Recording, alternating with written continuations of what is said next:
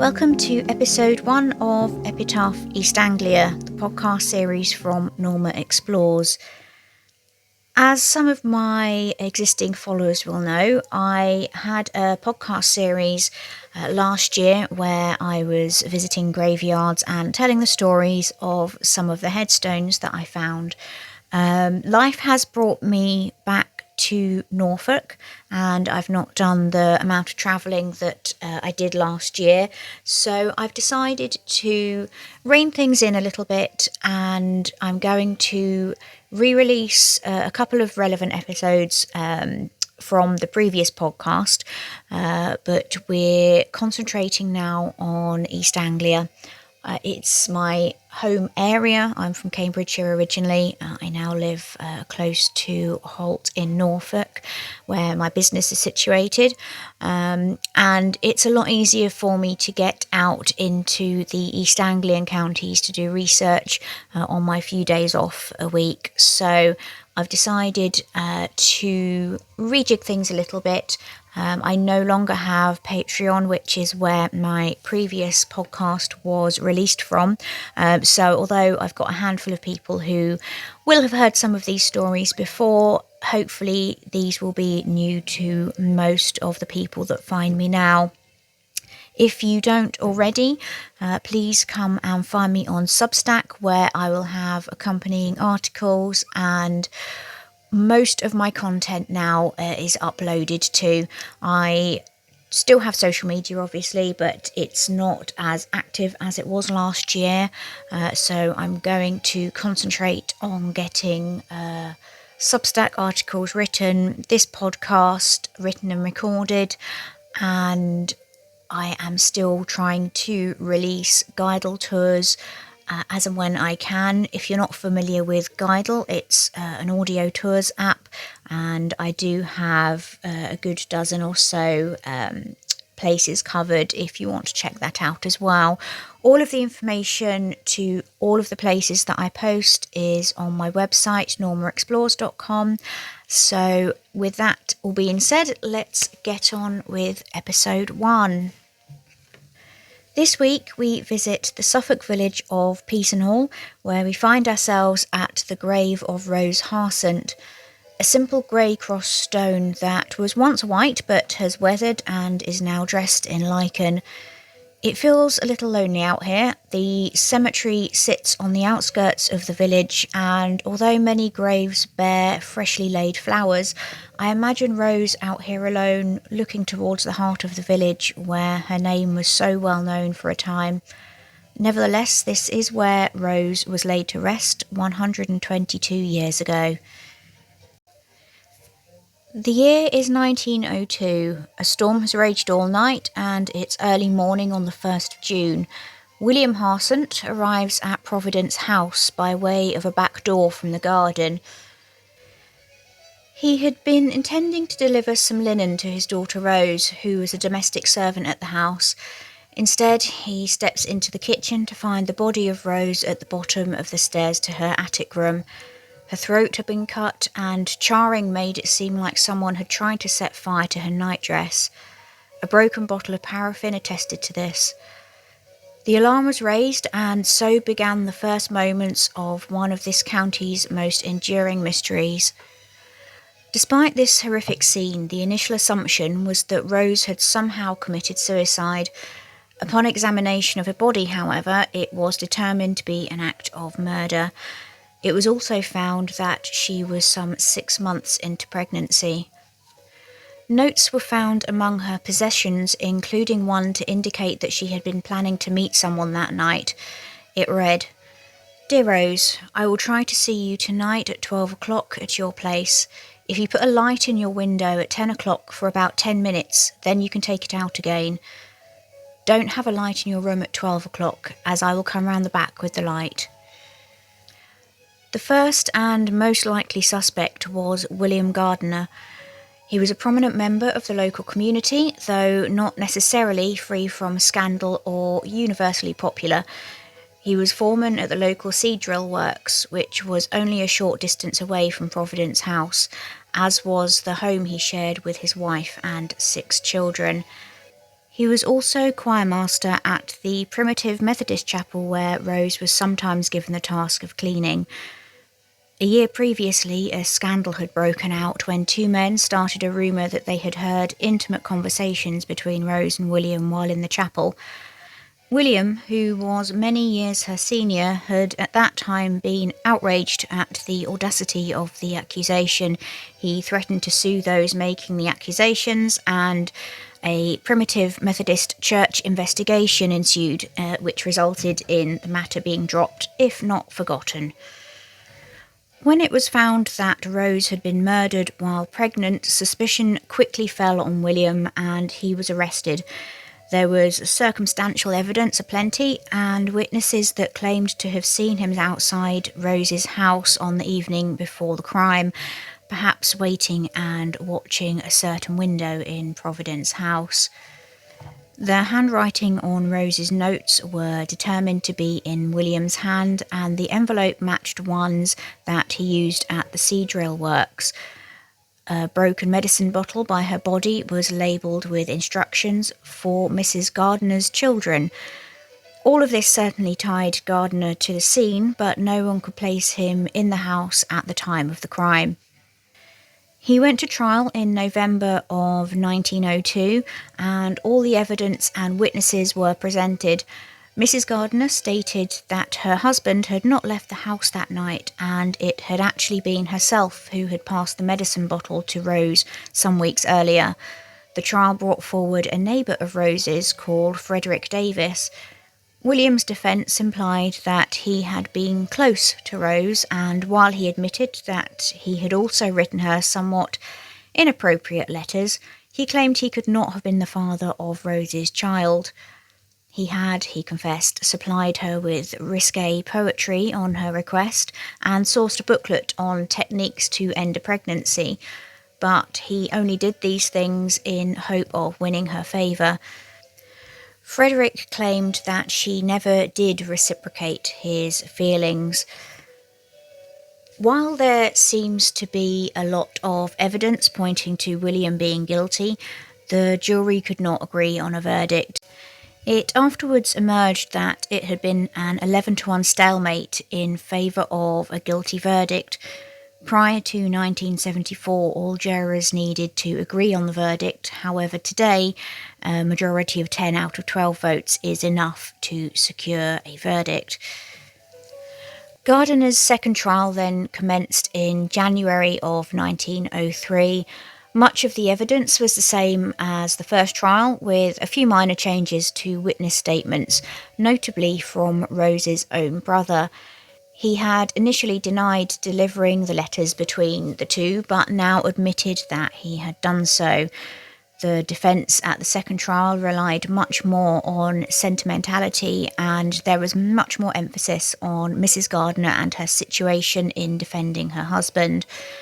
William Gardiner's standing in the church community was again highlighted, and ultimately there still was no evidence placing him at the scene during the hours of murder. So once again the jury retired, and once again they could not agree on a verdict. This time, however, the majority were for acquittal. It was decided that a third trial would be equally ineffective, and no one had the will to pursue it further. William Gardiner remains one of few people to have sat through two trials with no verdict ever being returned. William was released on the 29th of January 1903, having spent almost 240 days in custody. To avoid a public outcry, the news of his release day was never announced, and so he slipped quietly out of prison and on to London. His family would join him there, and they never returned to Peasenhall. He died, never formally acquitted of Rose's murder, in 1941. To this day, no one has ever been convicted of Rose's murder, and it remains, officially at least, unsolved. There have over the years been other theories put forward, most notably that Mrs. Gardiner could have killed her out of jealousy, or that her mischievous neighbour Frederick had some role in the crime. But I think the most reasonable assumption is that which was made at the time. William, knowing the child was his and what further scandal would undoubtedly come out of its birth, killed Rose and relied on his status in the village to protect him. Whether he went with the intention of killing her that night, or whether he lost control of his temper when she told him her attempt at abortion had failed, we will never know. I suspect had he been a labourer or tradesman and not someone respected in the church community, his first trial would have gone very differently. As for Rose, let's remember her as a lively young woman with an inquiring mind. Perhaps she enjoyed the excitement of being alone around someone like William, clearly a man wielding some confidence and local respect in his community. Perhaps she was just incredibly naive and thought he would choose her over his wife. We will never know what conversations were had between them or what promises were made by either party. Rarely do we get to truthfully start a tale with "it was a dark and stormy night," but here we could. On this stormy summer night, 2 lives were taken for, let's not forget, her unborn child, as we stand in front of Rose's grave in Peasenhall Cemetery. The inscription upon it reads, "In affectionate remembrance of Rose Annie Harsent, whose life was cruelly taken on the 1st of June 1902 in her 23rd year. A light is from our household gone, a voice we loved is stilled, a place is vacant in our home that can never be filled." If you wish to visit the grave of Rose and her unborn baby, the What 3 Words location is roughly Unearthly Trails Gliders. There have been lots of books written about her case, and we have listed the sources used in telling of this story on our website at normaexplores.com. Providence House is now called Stewart House, and it sits on the corner opposite Emmett's store in the village. Emmett's has been trading since 1820 and would have been here in operation at the time of the crime. If you walk from Providence House up along Church Street, you will shortly come to a new housing development around a street called Smith Close. You may notice a blue plaque on the wall by the road. It reminds us that this was once the site of the seed drill works, and in our story it is where William was employed as foreman. William and his family lived in Ulmer Cottage, a small terrace on the street, located roughly at Encode's Suffolk Glare. I would remind anyone that these are private dwellings, so if you do find yourself in the village and want to see these places, please be respectful of the residents. A curious twist occurred in the tale 2 years later when papers were awash with reports of a confession. Many papers picked up on the story, and it was widely reported that an artilleryman named Taylor, currently imprisoned in Dover Military Prison, had made a voluntary confession. He stated that he had committed the crime and that it had been weighing on him ever since. He was imprisoned for enlisting with fraudulent papers, though this wasn't his first stint in the lockup. He had enlisted in the Peasenhall area in 1903 and as such would have been very familiar with the events of the previous year. The Coventry Evening Telegraph reported on the 15th of August 1904 that a Daily Chronicle representative interviewed Mrs. Gardner, the wife of the man who was twice tried on the charge of murdering Rose Harsent at Peasenhall and who was then released. Mrs. Gardner has since conducted a confectionery business at Southall, where her husband works at his trade as a carpenter. When she heard of the reported confession at Dover, Mrs. Gardner exclaimed, "What it means to us, should this turn out to be the truth." She continued, "Our name cleared, and more than that, the names of our 5 poor children." She added, "I am afraid I can't let you see Mr. Gardner. He is very far from well, and the doctors were very strict in his instructions not to let him be excited. This news coming so suddenly is very exciting for him." Ultimately, however, the press representative was granted a few minutes interview. "There really seems to be some hope that this is the truth in the report," said Mr. Gardner. "It seems too good to be true, and I have prayed that the truth may be brought to light. I've always felt it would, but the suspense has been dreadful." Nothing else came of this confession. 2 policemen came down from Suffolk and interviewed him, but left feeling he was just repeating information he had seen in the news and didn't really have any unique insight into the crime itself. The governor of the military prison said he suspected it was a ruse because he wanted to get out of his commitment to the military. Personally, I think there are better ways of getting out of the military than confessing to a brutal murder, but we really don't know much about this individual. I would have liked to learn more about this chap, but unfortunately very little useful information was shared in the press at the time. He wasn't seriously considered as a suspect, but still part of me wants to really know what happened to him. Of the other people that feature in this story, I sometimes wonder about the 2 men that initiated the rumours of having heard inappropriate conversations between Rose and William. William Wright was a wheelwright and Alfonso Skinner was a whitesmith. They both worked for the Seadrill Works and actually shared a residence. Alfonso Skinner was a boarder at the White household, and it's easy to imagine how these 2 could while away their evenings over a beer, contriving trouble for a foreman that they didn't like.